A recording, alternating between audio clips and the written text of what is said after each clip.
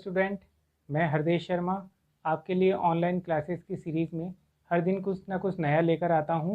आज भी हम कुछ नया सीखेंगे, तो चलिए इस क्लास को स्टार्ट करते हैं। आज हम बात करेंगे संचित लाभों एवं हानियों का समायोजन किस प्रकार किया जाता है। यदि किसी साझेदार के अवकाश ग्रहण करने अथवा मृत्यु हो जाने पर फर्म के चिट्ठे में संचय तथा संचित लाभ और संचित हानियों का बंटवारा सदैव सभी साझेदारों में, जिसके अंदर अवकाश ग्रहण करने वाला साझेदार या मृत साझेदार, उन सभी को मिला करके उनके ओल्ड प्रॉफिट शेयरिंग रेशो में उन्हें विभाजित करके बांट दिया जाता है।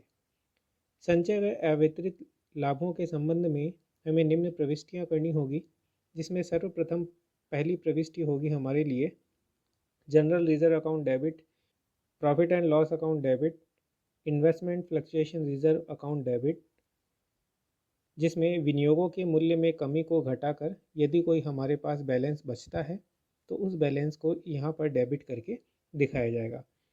Workman compensation reserve account debit, जिसमें दायित्व घटाने के बाद भी यदि कोई शेष रहता है तो उस शेष से यहाँ पे वो राशि दिखाई जाएगी।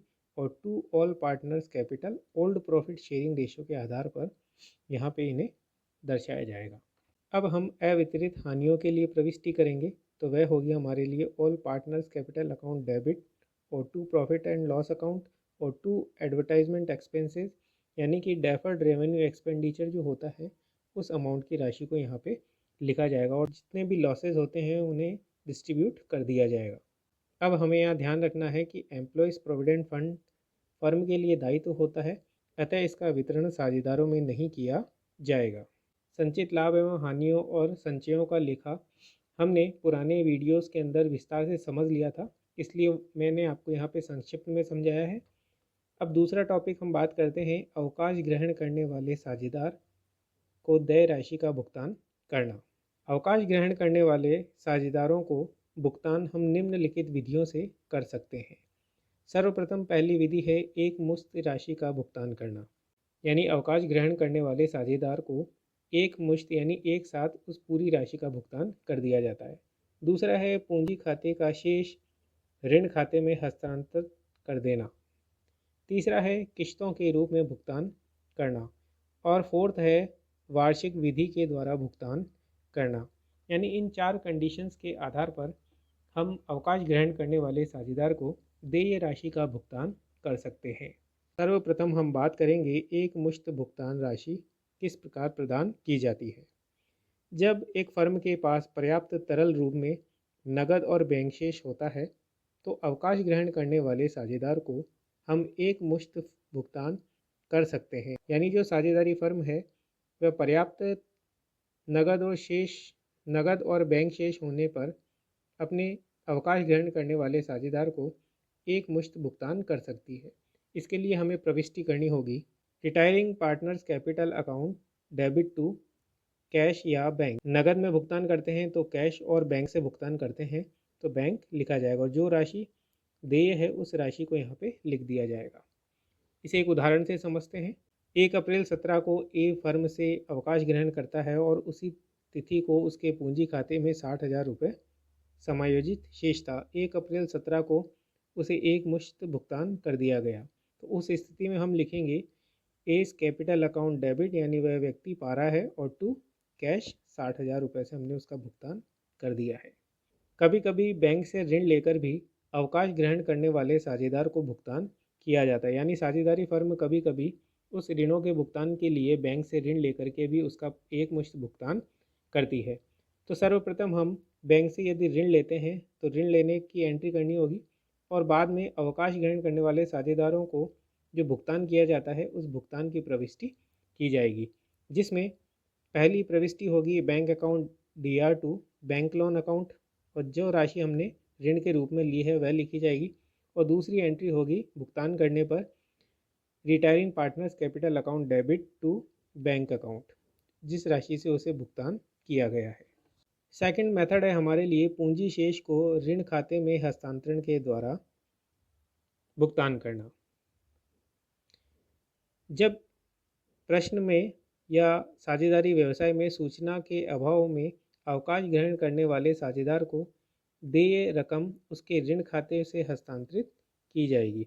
यदि प्रश्न में सूचना का अभाव पाया जाता है तो उस स्थिति में अवकाश ग्रहण करने वाले साझेदार को जो भी रकम होगी उसके ऋण खाते में हस्तांतरित करके दी जाएगी, जिसके लिए प्रविष्टि करेंगे retiring partners capital account debit to retiring partners loan. इस खाते के द्वारा हम अवकाश ग्रहण करने वाले साझेदार को देय रकम प्रदान करेंगे। इसमें एक ऑप्शन और आता है कि यदि आंशिक भुगतान नकद किया जाए व आंशिक ऋण खाते में हस्तांतरित किया जाए। कुछ पेमेंट तो हम नकद भुगतान कर देंगे और बाकी का जो आंशिक भुगतान है वह ऋण खाते में ट्रांसफ़र किया जाएगा। कभी कभी कुछ राशि नकद तो चुका दी जाती है और बाकी राशि ऋण खाते से हस्तांतरित की जाती है, तो उस समय प्रविष्टि की जाएगी retiring partners capital account debit to cash, जो राशि नकद में दी जा रही है, और बाकी शेष राशि को रिटायरिंग पार्टनर्स लोन के रूप में लिख दिया जाएगा। तीसरी विधि की बात करें वह है किस्तों में भुगतान। जब आपसी सहमति से अवकाश ग्रहण करने वाले साझेदार को देय रकम का भुगतान किस्तों में किया जा सकता है। यदि अवकाश लेने वाला साझेदार सहमत हो जाए कि उसे राशि एक मुश्त न देकर किस्तों में भुगतान की जाए तो इस विधि को अपनाया जाता है और इस दशा में उसे देय राशि उसके ऋण खाते में हस्तांतरित कर दी जाती है तथा ऋण खाते के अदत्त शेष पर समझौते के अनुसार एक निश्चित प्रतिशत की दर से, यानी प्रश्न में यह साझेदारों के बीच जब समझौता किया जाता है तो जो समझौते की दर निश्चित की जाती है उस निश्चित प्रतिफल की दर से ब्याज दिया जाएगा, या फिर समझौते के अभाव में यानी साझेदारी संलेख न होने पर 6% वार्षिक दर से ब्याज दिया जाएगा। इस हेतु लेखांकन प्रविष्टियाँ की जाएगी। पहली प्रविष्टि होगी पूंजी खाते के शेष को ऋण खाते में हस्तांतरित करने पर, retiring partners capital account debit to retiring partners loan account. वहीं दूसरी प्रविष्टि होगी अदत्त राशि पर ब्याज के लिए, interest account debit to retiring partners loan account. और तीसरी प्रविष्टि होगी हमारे लिए किस्त की राशि ब्याज सहित भुगतान करने पर, तो हम लिखेंगे retiring partners loan account debit to cash या बैंक, यानी इसका भुगतान हम कैश भी कर सकते हैं और बैंक खाते के द्वारा भी कर सकते हैं। लास्ट एंड फोर्थ विधि है हमारे लिए वार्षिक द्वारा भुगतान करना। कहने का तात्पर्य है कि अवकाश ग्रहण करने वाले साझेदार अथवा मृत साझेदार के उत्तराधिकारियों को देय रकम का भुगतान वार्षिक रूप में किया जा सकता है। यहाँ पर वार्षिक का आशय है वार्षिक भुगतान करना। अतः इस विधि के अंतर्गत हमें निम्न बिंदुओं का ध्यान रखना है। सर्वप्रथम हम बात करेंगे अवकाश ग्रहण करने वाले साझेदार या मृत साझेदार को कुल देय राशि को वार्षिक उच्चंती खाते अथवा वार्षिक खाते यानी कि एन्युटी सस्पेंस अकाउंट या एन्युटी अकाउंट में हस्तांतरित कर दिया जाएगा। दूसरा है प्रतिवर्ष वार्षिक उच्चंती खाते के शेष पर ब्याज को क्रेडिट किया जाता है। तीसरा है वार्षिकी का भुगतान करने पर वार्षिक उच्चंती खाते को डेबिट किया जाएगा व बैंक खाते को क्रेडिट किया जाता है। नेक्स्ट है यदि वार्षिकी पाने वाले साझेदार की मृत्यु कुल भुगतान करने से पूर्व ही हो जाती है तो वहाँ पर वार्षिकी उच्चंती खाते के शेष को शेष बचे साझेदारों में उनके लाभ विभाजन अनुपात में हस्तांतरित कर दिया जाता है। और अंतिम है वार्षिकी उच्चंती खाते का शेष समाप्त होने के बाद भी यदि अवकाश ग्रहण करने वाले साझेदार जीवित रहता है तो ऐसी स्थिति में भविष्य में उसे दी जाने वाली राशि को लाभ हानि खाते से चार्ज किया जाएगा। इस हेतु हमें जनरल प्रविष्टियाँ क्या करनी होगी। सर्वप्रथम हम पहली प्रविष्टि देखेंगे कुल देय राशि की वार्षिक उच्चंती खाते में हस्तांतरित करने पर हम प्रविष्टि करेंगे retiring partners capital account debit to annuity suspense account.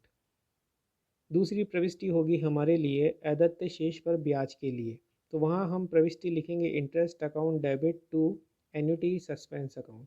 Third प्रविष्टि होगी हमारे लिए वार्षिकी भुगतान करने पर, तो हम लिखेंगे annuity suspense account debit to bank या कैश, यानी नगद भुगतान और बैंक के द्वारा भी उसका भुगतान किया जा सकता है।